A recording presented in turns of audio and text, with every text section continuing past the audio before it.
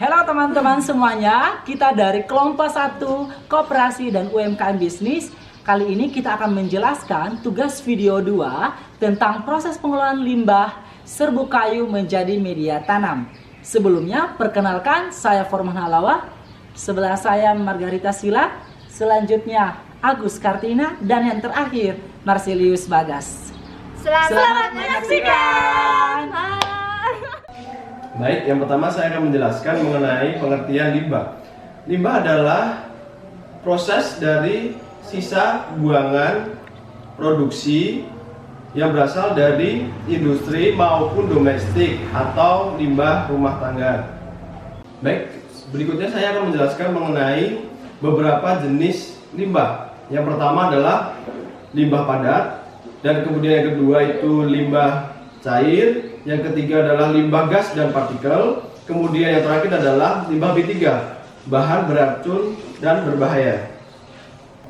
Kemudian saya akan menjelaskan mengenai manfaat daripada serbuk kayu. Yang pertama, bisa digunakan untuk bahan briket sebagai bahan bakar. Kemudian yang kedua adalah sebagai pelet kayu.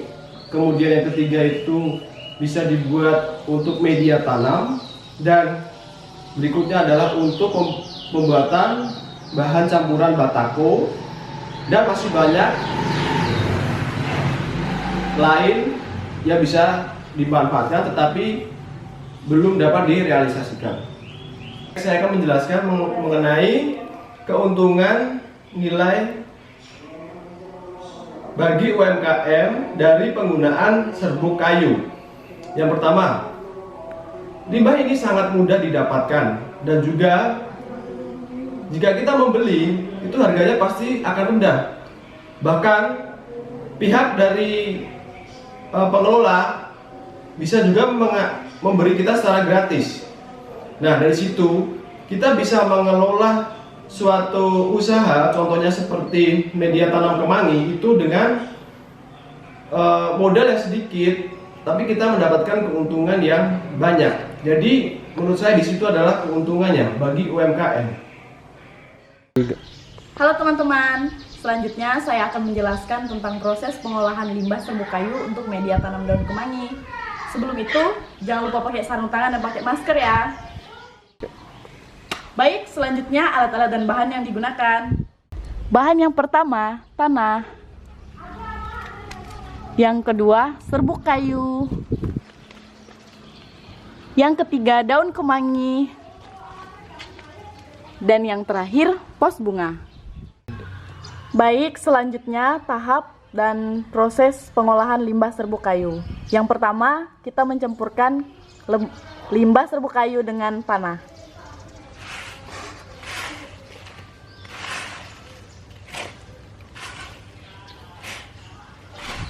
Baik, tahap kedua, masukkan tanah yang sudah tercampur tadi ke dalam pos bunga.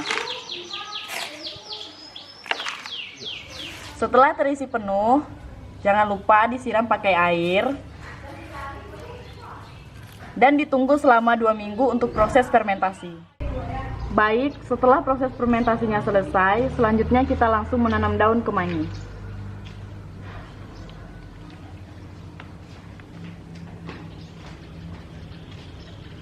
Selesai. Baiklah teman-teman, saya akan melanjutkan bagaimana penjelasan mengenai pemeliharaan dari daun kemangi. Jadi setelah kita menanam, kita memeliharanya kembali agar tanaman tersebut dapat tumbuh dengan baik. Jadi memeliharanya sama halnya seperti tanaman lain. Jika kita menanam tanaman apapun itu, lakukanlah penyiraman minimal 2 kali sehari, entah itu dimulai pagi hari dan diakhiri dengan sore hari. Selanjutnya lakukan itu berulang kali. Menyiramnya, lakukanlah penyiraman di area tanaman, jangan menyiram langsung di tanamannya. Dan simpanlah tanaman tersebut di tempat terbuka bila perlu terkena sinar matahari agar menambah bertumbuh kembangnya tanaman kemangi tersebut. Demikianlah teman-teman penjelasan dari pemeliharaan mengenai tanaman kemangi. Sekian, terima kasih. Pada kesempatan kali ini juga, saya Forman akan menjelaskan aspek manajemen pada proses pengolahan serbuk kayu menjadi media tanaman. Aspek manajemen digunakan untuk mengarahkan dan mencapai sebuah tujuan dalam sebuah menjalankan usaha, terutama UMKM bisnis. Alternatif-alternatif yang digunakan adalah terkait paut dengan aspek manajemen yang digunakan oleh usaha tersebut. Aspek manajemen membantu usaha untuk menemukan tujuan yang sebenarnya. Aspek manajemen juga akan mengarahkan dan juga mengendalikan dan mengkoordinasikan bagaimana proses usaha yang sebenarnya. Kerap kali tanpa pengenalan sebuah aspek manajemen pada usaha akan meruntuhnya sebuah kesia-siaan dan juga kerugian dalam usaha tersebut. Kesempatan kali ini ada 4 aspek manajemen yang akan saya sampaikan. Yang pertama yaitu perencanaan. Perencanaan berfungsi untuk mengetahui tujuan dan juga arah sebuah proses jalannya usaha tersebut. Bagaimana cara proses pengolahan limbah bisa menjadi media tanaman. Perencanaan terkait paut dengan tujuan, dengan proyeksi, dan juga bagaimana schedule perencanaan disusun dengan baik. Mengenal tujuan adalah salah satu dasar yang perlu diketahui dan dimiliki sebelum usaha itu dilaksanakan. Yang kedua adalah pengorganisasian. Pengorganisasian adalah sistematika bagaimana cara usaha tersebut mengorganisir dengan baik supaya usaha tersebut dan orang-orang di dalamnya termasuk sumber daya manusia dan juga sumber daya bahan baku yang digunakan dan juga alat maupun perlengkapan itu bisa terorganisir dengan baik. Hal itu dibutuhkan aspek manajemen yang begitu ketat supaya pengorganisasian itu bisa berfungsi dengan maksimal. Yang ketiga adalah pengkoordinasian atau pengarahan. Pengarahan atau pengkoordinasian itu sangat penting bagi usaha UMKM bisnis sebagai alternatif untuk mewujudkan tujuan dan dasar berdirinya usaha. Pengarahan itu adalah salah satu bagaimana cara kita mendampingi usaha kita dan juga orang-orang yang berperan pada usaha kita bisa berperan aktif sesuai dengan standar operasional produksi perusahaan kita. Yang terakhir atau yang keempat adalah pengendalian. Pengendalian tidak jauh beda dengan pengarahan. Tetapi pengendalian sangat butuh terjun di lapangan tangan-tangan orang yang mengenal tujuan pada dasarnya.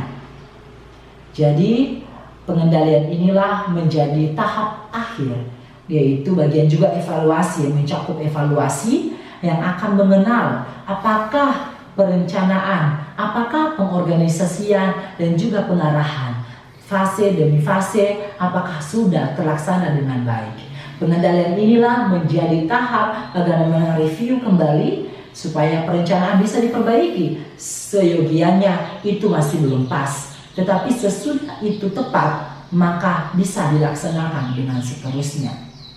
Aspek manajemen dari keempat yang saya sebutkan ini sangat penting dalam menjalankan usaha UMKM bisnis sebagai alternatif untuk mengembangkan usaha yang berdaya saing serta memiliki nilai atau value serta harga yang semaksimal mungkin.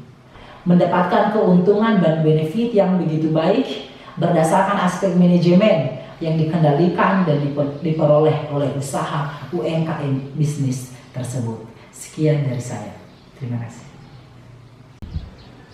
Baik teman-teman, terima kasih telah menonton dan juga telah mempelajari bagaimana proses pengolahan limbah serbuk kayu menjadi media tanam. Kita dari kelompok 1 Koperasi dan UMKM Bisnis.